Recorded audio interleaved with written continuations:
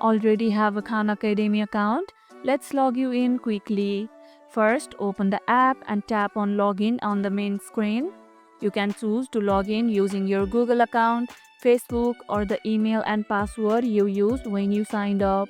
Tap the one you prefer and follow the prompts.